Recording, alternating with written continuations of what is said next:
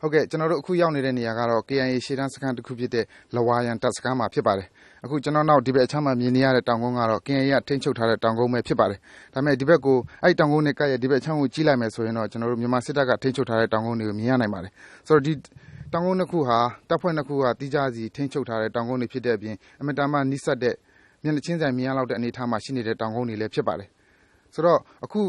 သွားနေတဲ့ငင်းချမ်းရေးဆွေးနွေးပွဲတွေအပြစ်ခတ်ရစေသဘောတူညီချက်တွေသာတခုခုလွဲချော်ပြီးတော့အစစ်မပြေဖြစ်သွားခဲ့ရင်တော့အခုလိုမျက်နှာချင်းဆိုင်မြင်နေရတဲ့တပ်ဖွဲ့နှစ်ဖွဲ့ဟာအချိန်မရွေးပြန်ပြီးတော့တိုက်ပွဲတွေဖြစ်ပွားနိုင်တဲ့အနေအထားမှာရှိနေတာဖြစ်ပါတယ်အခုကျွန်တော်တို့တက်ရောက်နေတဲ့စခန်းကိုအုပ်ချုပ်နေတဲ့တောင်မူလည်းဖြစ်တယ်နောက်ပြီးတော့ပြီးခဲ့တဲ့တိုက်ပွဲတွေမှာဥဆောင်တိုက်ပွဲဝင်ခဲ့သူလည်းဖြစ်တဲ့ KIA ဗိုလ်မှူးဇော်ခေါင်ကတော့ကျွန်တော်တို့ပြီးခဲ့တဲ့တိုက်ပွဲအခြေအနေနဲ့ပတ်သက်ပြီးတော့ရှင်းပြထားပါတယ်ဒီ2023ဇန်နဝါရီ26ဆိုတော့နောက်ဆုံးဖြစ်ပြီဘယ်လောက်ကြာဖြစ်သွားလဲဗိုလ်မှူးကြီးများတိုက်ပွဲတွေတလကျော်တော့ဟုတ်ဆိုတော့နှစ်ဖက်အသေးပြောက်တည်ရောနှစ်ဖက်အသေးပြောက်ရလဲညာကျွန်တော်ဘက်ကလည်းထိခိုက်ဒဏ်ရာရတာနဲ့တေတာနဲ့ဆိုတော့300ပတ်ဝန်းကျင်တော့ရှိမယ်ထင်တယ်ရန်သူဘက်ကလည်းတော်တော်များတယ်လို့ပြောတယ်ထောင်ကနန်းရှိလို့ပြောတယ်ဆိုတော့အခုဗိုလ်မှူးကဘယ်လိုထင်လဲအခုဆွေးနွေးပွဲတွေလုပ်နေကြပြီးငင်းငယ်ဆွေးနွေးပွဲတို့ဘာလို့အစိုးရလောက်တာရောနောက်ဒီ KIA နဲ့တွေ့ဆုံဆွေးနွေးတာတွေရောမျိုးစုံနဲ့တော့သွားနေကြတာပေါ့နော်ဟုတ်ကဲ့ဒီပုံမှာဗိုလ်မှူးကရှေ့တန်းမှာတာဝန်ကျနေတဲ့ဗိုလ်မှူးတယောက်အနေနဲ့ဘယ်လိုမြင်မိလို့အခုကတကယ်အစိုးရလုံတဲ့ငင်းချမ်းရေးဆွေးနွေးပွဲကတကယ်စစ်မှန်တဲ့ငင်းချမ်းရေးဆွေးနွေးပွဲဘက်ကိုတွားမယ်ဆိုတော့ကောင်းတာပေါ့အဲ့လိုပဲကောင်းတယ်လို့အကောင်းတော့မြင်တယ်ဒါပေမဲ့သူ့အယောင်လွန်ခဲ့တဲ့နစ်ကလို့ဆွေးနွေးပွဲတဲ့အဲ့ချင်းကလို့ဆွေးနွေးပွဲဖြစ်ရင်တော့ကျွန်တော်တို့လည်းမကောင်းဘူးလို့အဲ့လိုပဲမြင်တယ်အခုဆွေးနွေးပွဲတွေ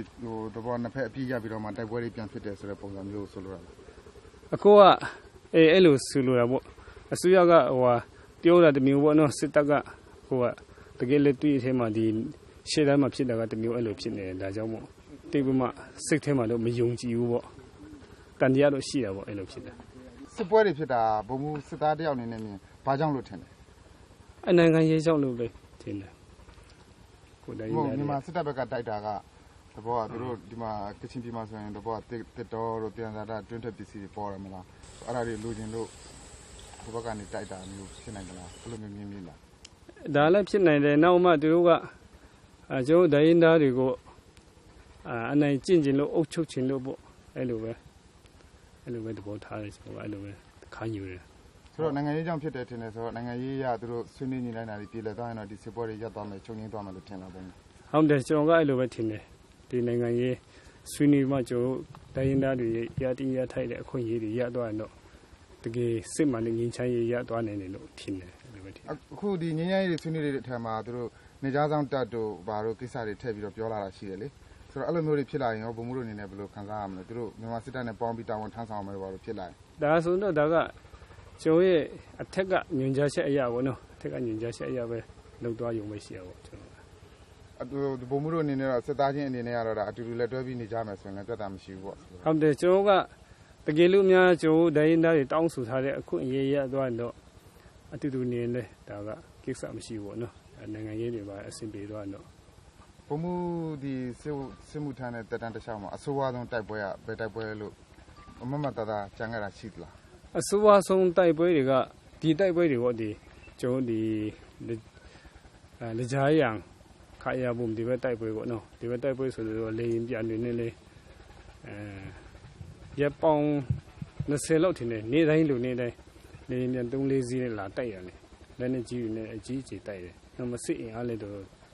များများနဲ့တလအချူချူပေါ့နော်အဲ့လိုတိုက်တယ်ဆိုတော့ဒီတိုက်ကအကြီးစစ်ဆုံးတိုက်အဲ့လိုခံစားရတယ်ခုချိန်မှာတိုက်ပွဲတွေရပ်တန့်နေတဲ့အတွက်ရဲဘော်တွေဟာအခုလိုမျိုးအေးအေးဆေးဆေးထိုင်ပြီးတော့စကားစမြည်ပြောဆိုနေနိုင်ကြပြီမဲ့လည်းမကြခင်မှာတိုက်ပွဲတွေဟာအချိန်မီပြန်ပြီးတော့ဖြစ်နိုင်တဲ့အတွက်ဒီအေးချမ်းမှုလေးဟာဘယ်လောက်ထိခံမလဲဆိုတာကတော့အချိန်ကပဲစကားပြောတော့မှာဖြစ်ပါတယ်ခင်ဗျာကျွန်တော်ဇော်ဝင်းလိုက်ပါလဝါရန်ရှေ့တန်းစခန်းကနေသတင်းပို့နေတာဖြစ်ပါတယ်